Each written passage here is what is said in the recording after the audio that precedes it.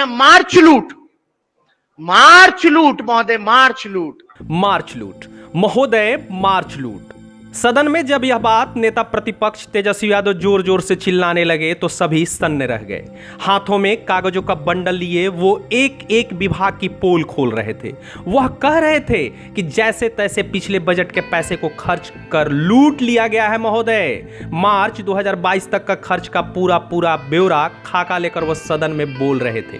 यहां तक कि उन्होंने आंकड़ा पेश करते हुए कहा कि पिछली बजट के पैसे को नीतीश सरकार ने खर्च नहीं किया है महोदय। 3 मार्च 2022 तक नीतीश सरकार ने 1,05,107 करोड़ रुपया ही खर्च कर पाई है। वो बोल रहे थे, यह सच्चाई है महोदय। पूरे बजट का 48% ही पैसा खर्च हुआ है। अब तो लोग पूछने लगे हैं कि आखिर ये पैसा जाता कहां है। हमको भी नहीं पता है महोदय मार्च लूट क्या होता है। अब पता चला है कि आखिर मार्च लूट होता क्या है। हेन तेन हेन गायब, कहां गया पैसा, जवाब देना होगा। तेजस्वी यादव सदन में सभी से ये सवाल पूछ रहे थे, खासकर सरकार की ओर इशारा करते हुए ये सवाल पूछ रहे थे कि ये मार्च लूट होता क्या है। जब सदन में तेजस्वी मार्च लूट पर बार बार जोर दे रहे थे, उस वक्त लालू यादव के शासनकाल को करीब से जानने वाले नेता मुस्कुरा रहे थे। शायद मानो वो कहना चाहते हो कि वाकई तेजस्वी यादव को मार्च लूट होता क्या है मालूम नहीं है, क्योंकि 1996 में जब मार्च लूट में एक बड़ा घोटाला सामने आया था, उस वक्त इनकी उतनी उम्र नहीं थी जो यह जान पाए कि 950 करोड़ का भी लूट हो सकता है, वो भी मार्च लूट में। सदन में बैठे नेता यह भी सोच रहे थे कि जिस मार्च लूट पर तेजस्वी यादव इतनी जोर दे रहे हैं, उन्हें जान लेना चाहिए कि इसी मार्च लूट से 950 करोड़ का चारा घोटाला भी निकला था, जिसके दाग लालू यादव पर आज तक ऐसी लगी है कि धुल भी नहीं पा रहा है। शायद यही बातें सोच सोचकर सदन में बैठे नेता तेजस्वी के मार्च लूट की बात पर हंस रहे थे। 1996 के फ्लैशबैक में चले तो इसी साल उपायुक्त अमित खरे ने पशुपालन विभाग के दफ्तरों पर छापा मारा, जहां उन्हें ऐसे दस्तावेज हाथ लगे जिससे पता चला कि चारा आपूर्ति के नाम पर अस्तित्वहीन कंपनियों द्वारा धन की हेराफेरी की गई है।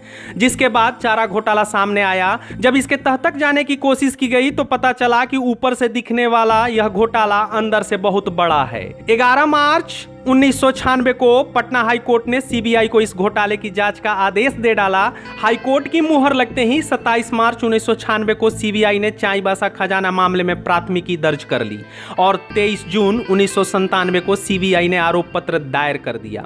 सीबीआई ने इसमें लालू प्रसाद यादव को आरोपी बनाया। फिर क्या था, तत्कालीन मुख्यमंत्री लालू यादव को 30 जुलाई 1997 को सीबीआई अदालत में आत्मसमर्पण करना पड़ा, जिसके बाद अदालत ने उन्हें न्यायिक हिरासत में भेज दिया। ऐसा नहीं कि इस घोटाले में सिर्फ लालू यादव का ही नाम शामिल है, बल्कि पूर्व मुख्यमंत्री व दिवंगत जगन्नाथ मिश्रा और पूर्व केंद्रीय मंत्री चंद्रदेव प्रसाद वर्मा का भी नाम शामिल है।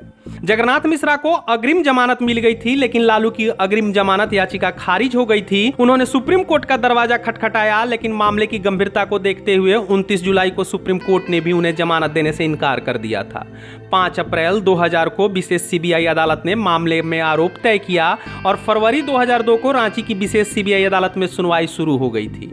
13 अगस्त 2013 को हाई कोर्ट ने इस मामले में सुनवाई कर रही निचली अदालत के न्यायाधीश के स्थानांतरण की लालू प्रसाद की मांग खारिज कर दी थी। इसके बाद वो दिन आखिरकार आ ही गया जब 30 सितंबर 2013 को बिहार के 2 पूर्व मुख्यमंत्रियों लालू प्रसाद यादव और जगन्नाथ मिश्रा और 45 अन्य को सीबीआई न्यायाधीश प्रवास कुमार सिंह ने दोषी ठहरा दिया। दोषी ठहराए जाने के बाद जब सजा की बारी आ गई, तब 3 अक्टूबर 2013 को सीबीआई अदालत ने लालू यादव को 5 साल के कारावास की सजा सुना दी। साथ ही उन पर 25 लाख रुपए का जुर्माना भी लगा दिया गया था। इसके बाद लालू यादव को रांची की बिरसा मुंडा जेल भेज दिया गया। हालांकि उन्हें दिसंबर में जमानत मिल गई थी। 8 मई 2017 को चारा घोटाला मामले में सुप्रीम कोर्ट ने सीबीआई की दलील मानते हुए कहा कि हर केस में अलग अलग ट्रायल होगा और लालू प्रसाद के खिलाफ आपराधिक साजिश का केस चलेगा। लालू यादव पर झारखंड में 5 मामले चलाए गए। 4 मामलों में उनके बेल मिल चुकी है। 5वां और आखिरी डोरंडा मामले में भी अभी वो सजा याफ्ता हैं। उनके जमानत के लिए झारखंड हाईकोर्ट में 11 मार्च को सुनवाई होनी है। मामला इतना बड़ा है कि अगर इसके हर एक पहलू पर विस्तार से चर्चा किया जाए तो शायद 24 घंटे भी छोटे पड़ने लगेंगे। खैर, विषय यहाँ यह नहीं कि चारा घोटाले पर फिर से कोई नई बात कही जाए, क्योंकि हम सभी जानते हैं कि यह घोटाला स्वतंत्र भारत के बिहार राज्य का सबसे बड़ा घोटाला था, वो भी मार्च लूट में। इसीलिए तेजस्वी को 1996 वाला इस मार्च लूट कांड को भी नहीं भूलना चाहिए था। लाइव सिटीज की डेस्क रिपोर्ट। अगर अभी तक आपने हमारे चैनल को सब्सक्राइब नहीं किया है तो जरूर कर लीजिए। यह वीडियो अगर फेसबुक पर देख रहे हैं तो फेसबुक पेज को लाइक जरूर करें, साथ ही साथ हमें ट्विटर पर जरूर फॉलो करें। धन्यवाद।